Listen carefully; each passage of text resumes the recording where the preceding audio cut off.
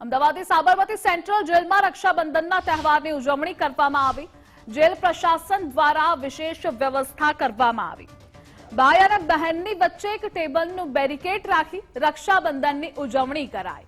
5 થી 10 જેટલી બહેનોએ એક સ્લોટમાં કેદી ભાઈઓને રાખડી બાંધી શકે તેવી વ્યવસ્થા કરાઈ। અંદાજિત 4000 જેટલા કેદીઓને બહેનો રાખડી બાંધશે। રક્ષાબંધન નિમિત્તે તમામ જે જેલના બંદીવાન ભાઈઓ છે એ પોતાના બહેનોને રક્ષાબંધન પર્વ ઉજવણી કરી શકે એ માટે અહીંયા જેલ પ્રશાસન દ્વારા તમામ વ્યવસ્થાઓ કરવામાં આવી છે અને તમામ અત્યારે સવારે 8 વાગ્યાથી સાંજે 4 વાગ્યા સુધી 4:30 સુધી રક્ષાબંધનની કામગીરી અહીંયા ચાલુ રહેશે।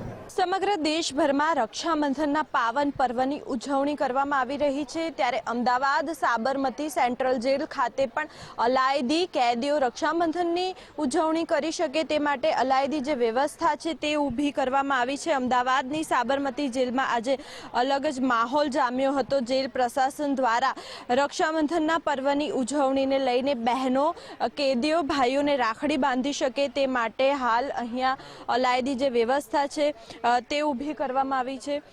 દ્રશ્યોમાં પણ જોઈ શકાય છે હાલ કે કેટલાક જે ભાવુક દ્રશ્યો છે તે લાગણીભરના જે દ્રશ્યો છે તે સર્જાયા હોવાનું સામે આવી રહ્યું છે। આપણી સાથે કેટલાક ભાઈ બહેન છે, તેમની સાથે વાત કરીશું। આપનું નામ?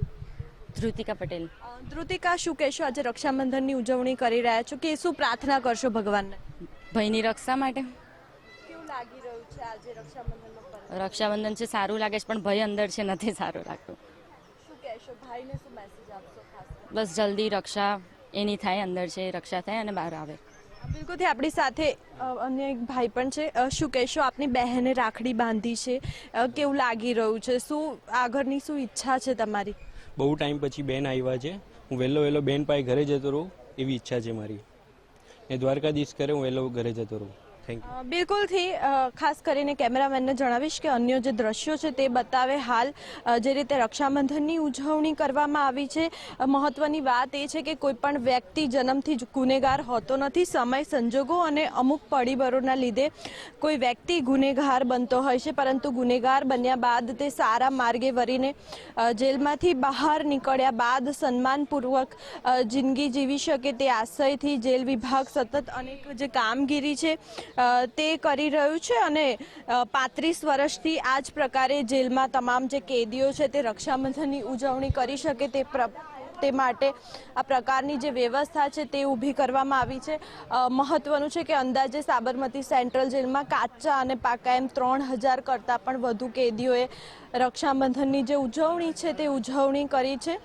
મહત્વની વાત એ સામે આવી રહી છે કે બહેનો દ્વારા પણ ભાઈને રાખડી બાંધવામાં આવી રહી છે અને તેઓ જલ્દી સેન્ટ્રલ જેલની બહાર આવે તેવી મંગલ પ્રાર્થના તમામ બહેનો દ્વારા કરવામાં આવી રહી છે। કેમેરામેન મનીષ દવે સાથે માનસી પટેલ, ગુજરાત ફર્સ્ટ, અમદાવાદ। સમગ્ર દેશભરમાં રક્ષાબંધનની ઉજવણી કરવામાં આવી રહી છે, ત્યારે અમદાવાદ સેન્ટ્રલ જેલ ખાતે પણ રક્ષાબંધનની ઉજવણી તમામ જે કેદીઓ છે તે પોતાની બહેન સાથે કરી શકે તે માટે અલાયદી વ્યવસ્થા ઊભી કરવામાં આવી છે। મહત્વનું છે કે ખૂબ જ ભાવુક અલગ પ્રકારના જે દ્રશ્યો છે તે સાબરમતી જેલ ખાતે જોવા મળી રહ્યા છે। તમામ પ્રકારે જે બહેનો રાખડી બાંધવા માટે આવી રહી છે તેમના આંખમાં આંસુ જોવા મળી રહ્યા છે। ભીની આંખોથી પોતાના ભાઈને તમામ બહેનો અલવિદા કહી રહી છે। મહત્વનું છે કે રક્ષાબંધનની ઉજવણી કરી શકે તે માટે અહીંયા જેલમાં જે રાખડી છે અને ખાસ કરીને વાત કરવામાં આવે તો અહીંયા પૂજાની જે થાળી છે, ચોખા હોય કે પછી કંકુ હોય અને રાખડી હોય તેની વ્યવસ્થા અહીંયા જેલ દ્વારા કરવામાં આવી રહી છે। એક ખાસ બેરિકેડ અહીંયા લગાડવામાં આવી રહ્યું છે જ્યાં ખાસ કરીને પોતાની બહેનો દ્વારા પોતાના જે કેદી ભાઈ છે તેમને રાખડી બાંધવામાં આવે। દરેક ગુનેગારની વાત કરવામાં આવે તો દરેક વ્યક્તિ જન્મથી ગુનેગાર હોતા નથી, પરંતુ તેમને કોઈ પણ એવા સંજોગ ઊભા થતા હોય છે જેના કારણે તે ગુનાખોરીના માર્ગ માર્ગ પર આવી જતા હોય છે ત્યારે આ કેદીઓ દ્વારા સતત સુધારો થાય અને તેઓ પરિવર્તનના માર્ગે એટલે કે આ ગુનાખોરીની દુનિયામાંથી બહાર આવે તે માટે પણ સતત જેલ પ્રશાસન દ્વારા પ્રયત્નો કરવામાં આવી રહ્યા છે અને તેના જ કારણે અહીંયા રક્ષાબંધનની ઉજવણી પણ 35 વર્ષથી કરવામાં આવી રહી છે। અંદાજે વાત કરવામાં આવે તો 3500 કરતાં વધારે જે કેદીઓ છે તેમના દ્વારા આજે રક્ષાબંધનની ઉજવણી જે છે તે કરવામાં આવી હતી અને બહેનો દ્વારા પણ પોતાના ભાઈ જલ્દી જેલમાંથી મુક્ત થાય તે માટે મંગલ પ્રાર્થના કરવામાં આવી હતી। કેમેરામેન મનીષ દવે સાથે માનસી પટેલ, ગુજરાત ફર્સ્ટ, અમદાવાદ।